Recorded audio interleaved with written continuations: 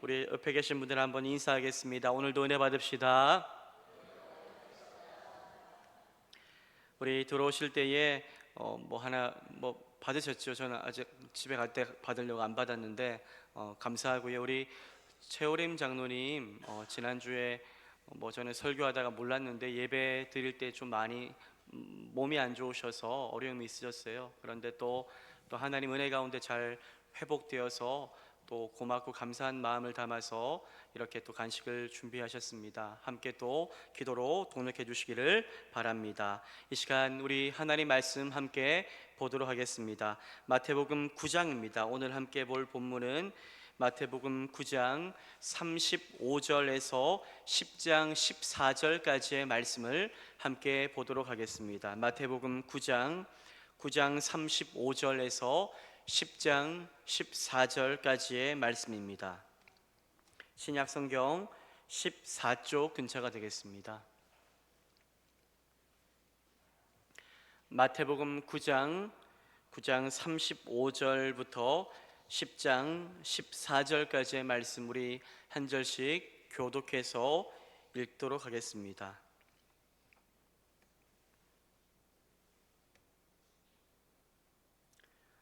제가 35절 말씀 읽겠습니다. 예수께서 모든 도시와 마을에 두루 다니사 그들의 회당에서 가르치시며 천국 복음을 전파하시며 모든 병과 모든 약한 것을 고치시니라. 무리를 보시고 불쌍히 여기시니 이는 그들이 목자 없는 양과 같이 고생하며 기진함이라. 이에 제자들에게 이르시되 추수할 것은 많되 일꾼이 적으니 그러므로 추수하는 주인에게 청하여 추수할 일꾼들을 보내주소서 하라 하시니라. 예수께서 그의 12 제자를 부르사 더러운 귀신을 쫓아내며 모든 병과 모든 약한 것을 고치는 권능을 주시니라. 12사도의 이름은 이러하니 베드로라는 시몬을 비롯하여 그의 형제 안드레와 세베대의 아들 야고보와 그의 형제 요한, 빌립과 바돌로메, 도마와 세리마테, 알페오의 아들 야구보와 다데오, 가나나인 시몬 및 가룟 유다 곧 예수를 판자라.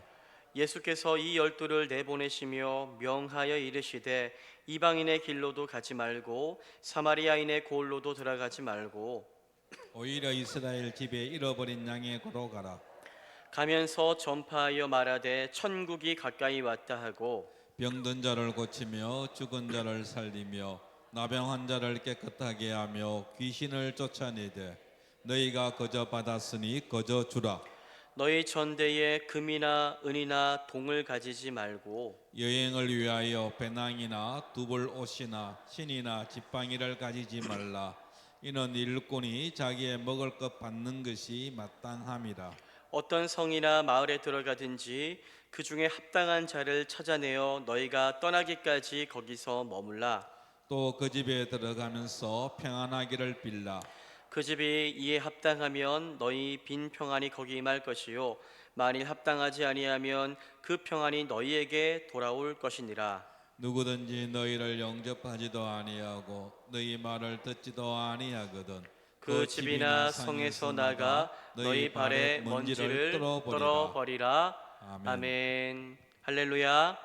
오늘 우리 금요 기도회는 우리 간구했듯이 새생명 축제를 앞두고 한 영혼 참 전도해야 되는데 누구에게나 하나님이 전도의 사명 주셨기에 거룩한 부담 가지고 전도해야 하는데 전도할 힘이 내게 없습니다. 작정은 하였지만 주님 제게 지혜도 없습니다. 하지만 기도할 때에 하나님이 도와주셔서 참 마음이 열리고 환경이 열리는 은혜 주실 줄 믿습니다. 고백하며 하나님께 은혜를 구하기 위하여 또 VIP들을 품고 기도하는 시간으로 함께 모였습니다. 오늘 이 시간을 통하여 예수님의 마음을 좀 깨닫기를 원합니다. 예수님께서 이 땅 가운데 왜 오셨으며 또 정말로 예수님을 수많은 사람들이 따르고는 있었지만 참된 진리가 아닌 세상의 정말로 것들을 붙잡고자 하는 자들을 바라보시며 어떠한 마음을 품으셨으며 어떠한 마음으로 그들에게 예수님께서 전도하셨는지를 함께 살펴보며 예수의 그 마음을 내게도 부어달라고 기도하는 시간이 되기를 소망합니다. 이 시간 우리 옆에 계신 분들에게 우리 부담스럽게 한번 이렇게 인사합시다. 전도는 나로부터 시작됩니다. 전도는 누구로부터요? 전도는 나를 크게 안 하시고 너로부터 시작됩니다. 이렇게 하면 안 되고 전도는 나로부터 시작되는 줄 믿습니다. 여러분, 예수님은 공생애를 보내시면서 참 많은 여러 지역을 다니시며 천국 복음을 전파하셨지요. 말씀으로 하나님 나라에 대해서 그렇게 말씀하여 주셨고 가르쳐 주셨고, 또 말씀만 가르치시지는 않았습니다. 동시에 병든 자와 약한 자, 귀신 들린 자를 치료하여 주셨지요. 여러분, 예수님께서 사람들이 가지고 있는 고통, 아픔, 슬픔, 정말로 괴로움에 많은 관심을 가지셨는데 그들을 정말로 많이 도와주셨지요. 많이 낫게 하셨고요. 그렇게 하신 이유가 무엇이었을까요? 그 이유는 단 하나입니다. 예수님께서 죄가 없었으면 그런 일이 없었을 거예요. 모든 인생의 육신의 아픔도, 우리 인생의 슬픔도 정말로 무엇 때문에 찾아오게 되었습니까? 죄 때문에 찾아오게 되었는데, 그 죄로 인하여 세상 가운데 살아가며 신음하며 정말로 허덕이는 존재들을 바라보시며 그들이 너무나도 불쌍하게 보이셨기에 그들을 예수님께서 도와주셨던 것입니다. 우리 마태복음 9장 36절 말씀을 함께 한번 읽어보기를 원합니다. 우리 36절 말씀을 함께 읽겠습니다. 시작. 무리를 보시고 불쌍히 여기시니 이는 그들이 목자 없는 양과 같이 고생하며 기진합니다. 예수님은 마음이 아프셨습니다. 마음이요. 자신을 따르는 무리들이 눈에 보였고, 그런데 그들이 어떻게 보였습니까? 불쌍하게 보이셨기 때문입니다. 왜 그들이 불쌍하게 보였던 것일까요? 그들이 돈이 없어서요? 그들이 건강이 없어서요? 아닙니다. 왜냐하면 그들이 무엇이 없습니까? 목자가 없는 겁니다. 목자 없는 양처럼 고생하며 기진하는, 세상을 쫓아서 내 인생의 목자가 무엇일까? 물질이 목자일까?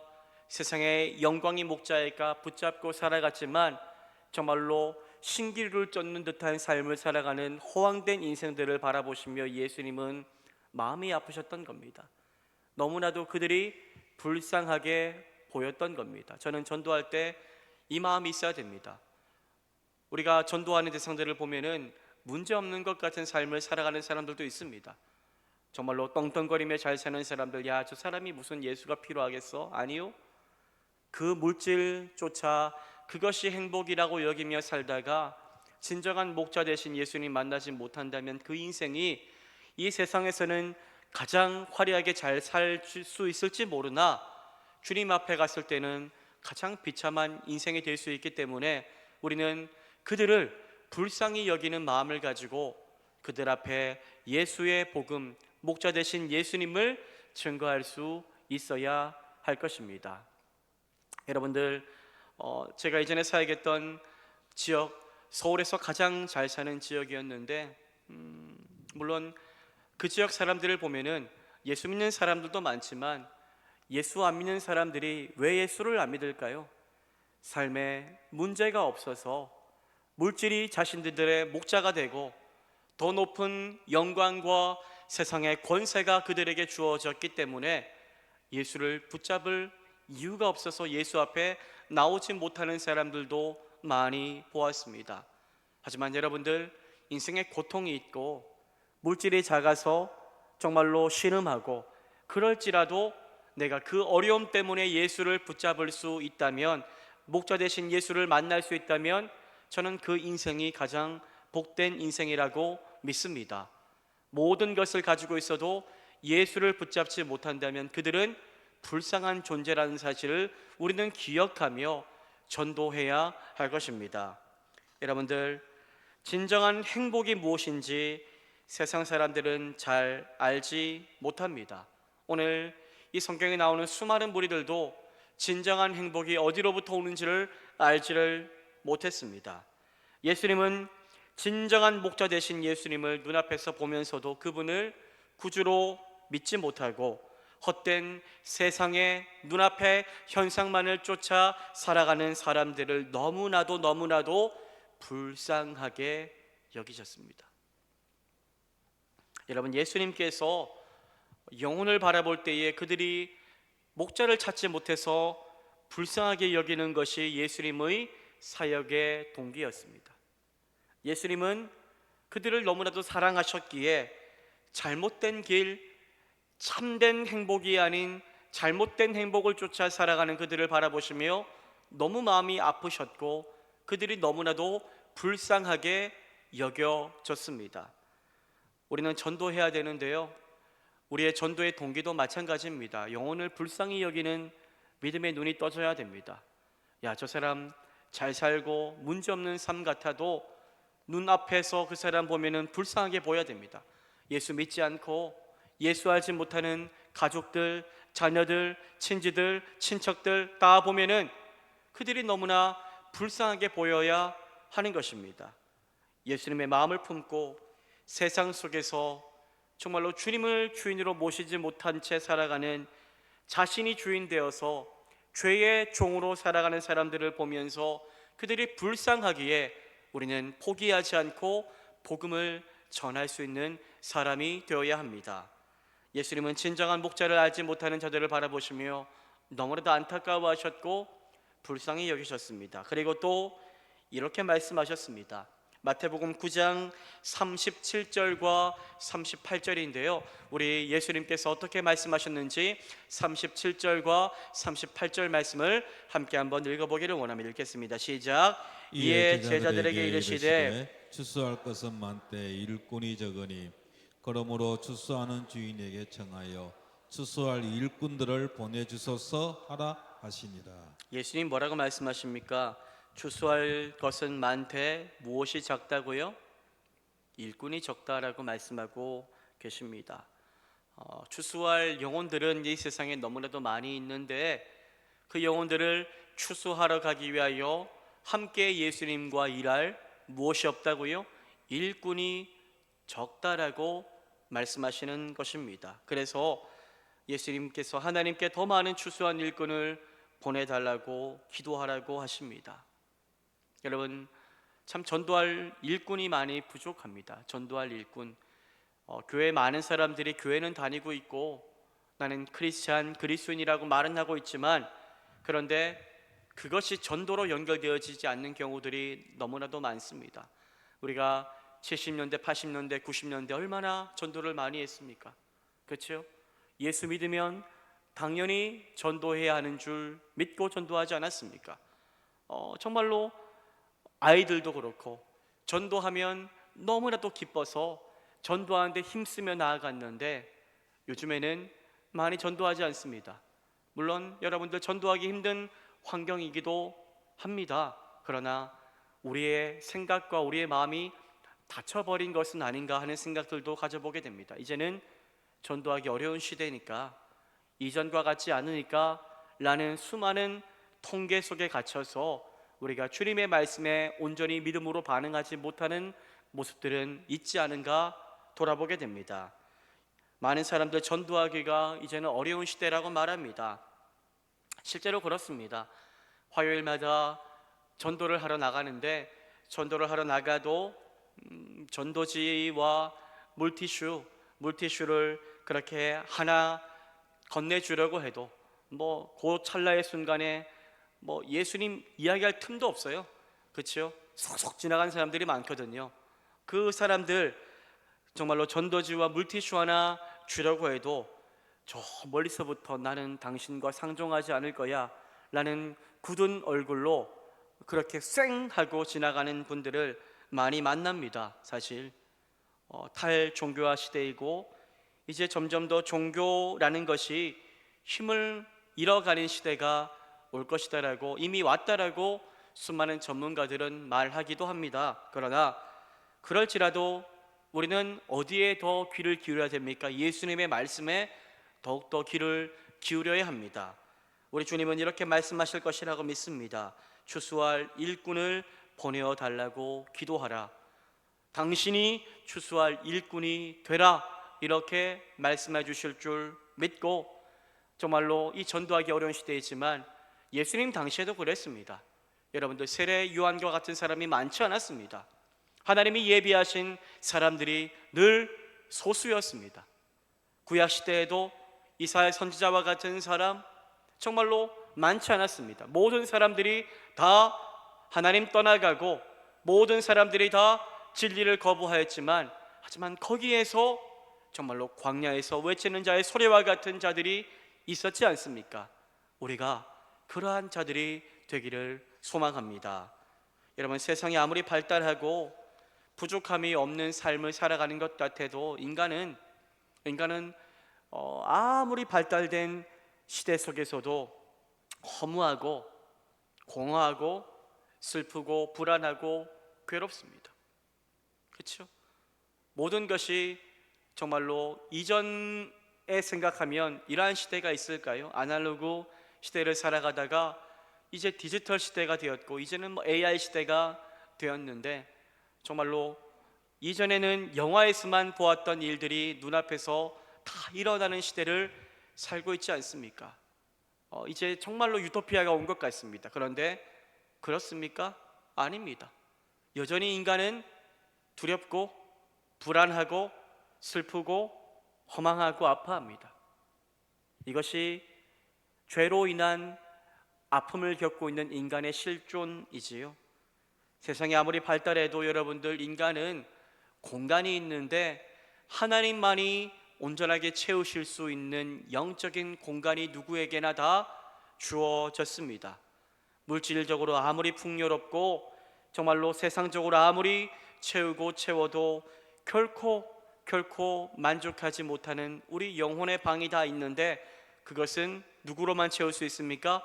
예수 그리스도 은혜로만 채울 수 있는 영적인 방인 것입니다. 그 방의 주인은 예수가 되어야 합니다. 그분이 그 영혼의 방에 들어가 주인 되어 그 보좌에 앉으실 때에 진정한 만족과 기쁨을 그 인생이 누리게 되는 것입니다. 다시는 목마르지 아니한 영원한 생수 되신 예수를 만나게 되는 것이지요. 사랑하는 여러분, 그렇게 진정한 생명 주시는, 영혼의 참된 만족 주시는 우리의 목자 되신 예수 그리스도를 우리가 먼저 만나, 우리가 만난 그 경험한 그 만족과 은혜와 기쁨과 평강을 알지 못하는 사람들에게 나누어 줄 수 있기를 주님의 이름으로 축복합니다. 이어지는 마태복음 본문을 보면 여러분들, 추수할 일꾼이 적다라고 말씀하시며 추수할 일꾼을 보내어달라고 기도하라고 하신 예수님은 실제로 이제부터 누구를 보내십니까? 추수하러 제자들을 보내십니다. 현장으로, 전도의 현장으로 보내십니다. 파송하시는 거죠. 우리 마태복음 10장 1절인데요 10장 1절 말씀을 함께 한번 읽어보기를 원합니다. 읽겠습니다. 시작. 예수께서 그의 12 제자를 부르사 더러운 귀신을 쫓아내며 모든 병과 모든 약한 것을 고치는 권능을 주시니라. 여러분, 마태복음 9장 35절을 보면요 예수님이 하신 사역, 이 사역이 어떠한 내용인가가 드러나 보이는데, 우리 9장 35절 말씀도 먼저 한번 읽어보기를 원합니다. 35절 말씀을 우리 함께 한번 읽겠습니다. 함께 읽겠습니다. 예수께서 모든 도시와 마을에 두루 다니사 그들의 회당에서 가르치시며 천국 복음을 전하시며 모든 병과 모든 약한 것을 고치시니라. 여러분들, 예수님께서 직접 하신 사역은 어떤 내용이 있습니까? 가르치시며 천국 복음을 전파하시며 모든 병과 약한 것을 고치시니라. 이것이 예수님이 하신 사역이었지요. 이것이 예수님이 전도할 때, 복음을 전할 때의 모습이었습니다. 그런데 우리가 10장에서 이제 제자들을 파송했는데 이러한 예수님의 사역을 이제는 누구에게요? 이 12 제자에게 예수님이 위임하십니다. 맡기시는 거죠. 내가 한 것처럼 너희도 나처럼 가서 그렇게 전도의 현장에서 사역하라고 말씀하시는 것입니다. 예수님께서 12 제자를 부르셨습니다. 보내시지요. 예수님이 행하셨던 것과 똑같이 뭐하게 하십니까? 더러운 귀신을 쫓아내며 모든 병과 약한 것을 고치는 무엇을 주십니까? 권능을 그들에게도 주셨다라고 성경은 말씀하고 있습니다. 예수님 제자들에게 권세를 나누어 주심으로 예수님이 정말로 한 영혼 한 영혼을 불쌍히 여기시며 전도하신 것 같이 그들도 그러한 권세 가지고 자신을 위해 살지 말고 그들을 불쌍히 여기며 긍휼을 베풀며 전도하며 살라고 그들을 보내신 것입니다.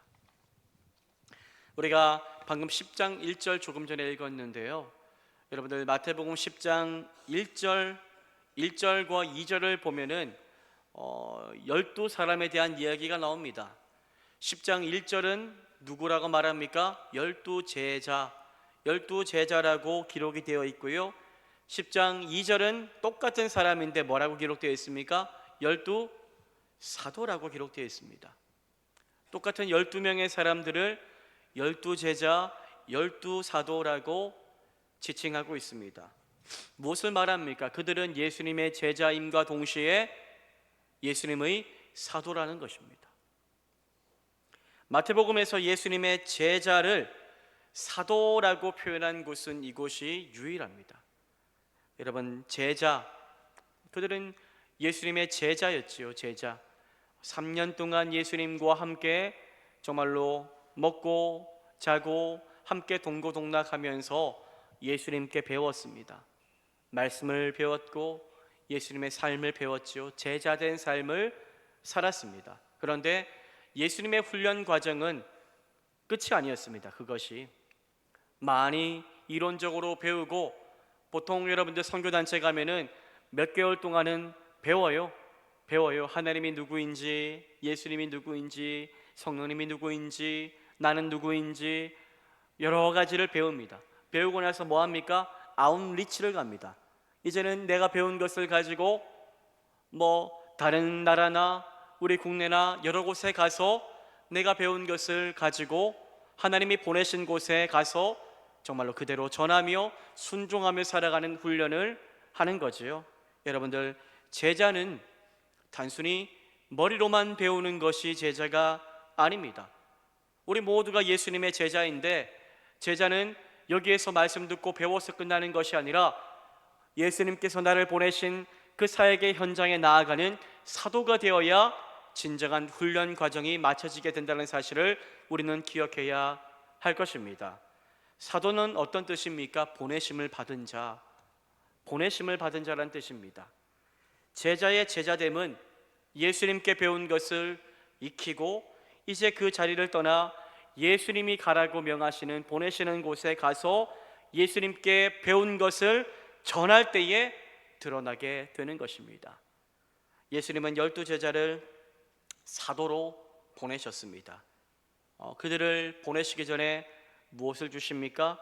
예수님처럼 그들이 사역할 수 있도록, 예수님이 하셨던 것과 똑같은 일을 할 수 있도록 권세를 주셨다라고 말씀합니다. 예수님처럼 더러운 귀신을 쫓아내고 모든 병과 약한 것을 고치는 권능을 주셨다라고 말씀하고 있습니다. 여러분, 권능이 참 중요한데요, 마태복음 7장까지 산상수훈과 같은 여러 가지 말씀에 대해서 예수님께서 가르침이 나왔다면 우리가 계속 금요일마다 보았죠. 8장과 9장은 여러 가지 예수님이 고치시는 기적이 많이 나옵니다. 고치시는 기적. 그 기적의 핵심이 무엇입니까? 권능입니다. 권능. 하나님이 보내주시는 능력, 파워, 권능이 필요한 것입니다. 마귀를 꼼짝 못하게 하고 병을 기적처럼 낫게 하는 권능입니다. 권능. 예수님은 이 같은 권능을 12제자들에게 주시며 그들을 전도의 현장으로 파송하신 것입니다. 이제 그들은 뭐 해야 됩니까? 권능을 받았으니 전도의 현장에서 예수님께 받은 권능으로 귀신을 내어 쫓고 모든 약한 것과 병과 이 모든 것들을 치료하며 나아가면 되는 것입니다. 여러분, 예수님의 12제자들 뿐만이 아닙니다. 예수님은 우리 또한 우리 또한 예수님의 제자로 부르셨고 우리 또한 예수님의 사도로 부르신 줄 믿으시기를 바랍니다. 우리 모두에게 사도성을 예수님께서 허락하여 주셨습니다. 그렇기 때문에 보내심을 받은 자가 되어서 우리는 부름받은 그 자리 가운데서 정말로 주님 주신 권능의 능력 가지고 복음을 증거하는 인생이 되어야 할 것입니다. 여러분, 우리 예수님은 제자들과 동일하게 우리에게도 성령 안에서 권능을 주신 줄 믿으시기를 바랍니다. 전도의 현장은 여러분들 영적 전쟁터입니다. 영적 전쟁터, 눈에 보이지 않은 영적 전쟁이 일어나는 그 현장이 바로 전도의 현장입니다. 거기에는 복음을 듣지 못하도록 방해하는 사탄 마귀가 가득합니다. 그 귀신을 쫓아낼 권능을 이미 우리에게 주신 줄 믿습니다. 그 권능 어디에서 주어집니까? 예수 그리스도의 이름을 믿는 믿음으로 말미암아 이 권능이 우리에게 이미 주어진 줄 믿으시기를 바랍니다. 우리가 예수를 믿는 믿음을 가질 때에, 믿음으로 복음을 선포할 때에 예수 이름 앞에 모든 세상의 권세, 사탄 마귀의 권세가 꼼짝 못할 줄 믿고 예수의 이름을 의지하여 전도할 수 있기를 소망합니다. 여러분, 예수님을 믿는 우리 모두는 한 사람도 빠짐없이, 예외 없습니다. 예외 없이 전도의 사명을 가진 추수할 일꾼으로 부름받았다는 사실을 기억하시기를 바랍니다. 화요일마다 가끔씩 어떤 목사님이 점심때 보자라고 하시는 경우들이 간혹 있어요. 그러면 제가 안 된다고 해요. 왜 하면은 저 전도해야 돼요. 화요 전도 나가야 돼요. 이렇게 보통 이야기를 합니다. 그러면 야, 담임 목사도 전도 나가요? 당연히 나가야죠. 담임 목사가 전도해야 성도들도 전도하지요. 제가 이렇게 이야기한 적이 있습니다. 저는 참 좋은 것 같아요. 직접 짧은 시간이지만 성도들과 함께 전도를 나가고 함께 전도의 현장이 얼마나 어려운가를 또 몸소 부딪히기도 하고, 참 이것이 내게 주신 은혜라는 것을 많이 경험하게 됩니다. 이전까지 못 그랬거든요. 이전까지 제가 서울에 있을 때 전도부를 맡아서 전도 특공대도 해보고 그렇게 했었지만 담임 목사님, 다른 교회 담임 목사님을 제가 뭐라는 건 아닙니다. 담임 목사님이 함께 나가고 그런 적들은 거의 없었던 것 같아요. 그런데 함께 나가니 힘이 납니다. 참 좋아요. 참 좋고, 때론 거절당해도 좋고, 참 이것이 하나님의 은혜가 필요한 것이구나라는 것을 또 깨닫게 하셔서 좋고 그렇습니다. 사랑하는 여러분, 전도의 현장에 물론 어려움도 있지만 그 전도의 현장에서 부어주시는 그 자리에서만 누릴 수 있는 하나님의 은혜가 있다는 것을 기억하며, 사랑하는 여러분들, 더욱더 전도의 현장을 사모할 수 있는 우리 모두가 될 수 있기를 축복합니다. 여러분들, 예수님 믿는 우리 모두는 한 사람도 빠짐없이 정말로 전도의 사명을 부여받았다는 사실을 기억하시기를 바랍니다. 예수님은 12사도 12제자 부르셨지요. 그런데 여러분들, 그 사람들이 어땠습니까? 다 전도 잘하는 사람들이었습니까? 아닙니다. 다 12사람, 다 사람 환경도 다르고 성격도 다르고 지식 수준도 다르고 다 달랐어요. 때로는 말 잘하는 사람도 있었고 때로는 말 잘 못하는 사람도 있었어요. 하지만 거기에 상관없이 그들은 믿음을 가지고 있기에 모두가 전도의 현장으로 파송받아 나아갔습니다. 목사님, 저는 전도 잘 못해요. 저는 말도 잘 못해요. 저는 사람들에게 낯가려요. 물론 다 그래요. 저도 때론 낯가려요. 안 그렇게 보이지만, 그러나 예수님이 주신 믿음을 가지고 나아간다면 우리의 전도의 현장에 담대함이 생기고 은혜가 임할 것이라고 믿습니다. 여러분들의 모든 자리마다 전도가 일어날 수 있기를 소망합니다. 그렇게 하여 여러분들, 예수님이 파송한 12제자는 전도의 현장으로 나아가게 됩니다. 여러분들, 마태복음 10장 1절에서 13절까지 전도 현장에서 어떻게 해야 되는지에 대한 여러 가지 말씀을 예수님께서 하셨는데, 그중 특별하게 한 가지만 함께 한번 살펴보기를 원하는데요. 전도할 때 여러분들, 우리는 전도를 받는 사람에게 어떻게 나아가야 될까요? 따뜻한 모습으로 나아가야 됩니다. 평안을 빌며 나아가야 됩니다. 그 사람의 평안, 안녕을 빌어주며 나아갈 수 있어야 하는 거지요. 온화한 표정과 말투로 축복을 빌어주며 우리는 전도할 수 있어야 합니다. 여러분, 예를 들어서 온화한 모습으로 전도지를 나눠주다가 교회 한번 오세요, 예수 믿으세요, 이렇게 나는 따뜻한 온화한 모습으로 평안한 모습으로 나아갔는데, 그런데 상대방은 어떻습니까? 저랑 똑같지 않을 때가 있어요.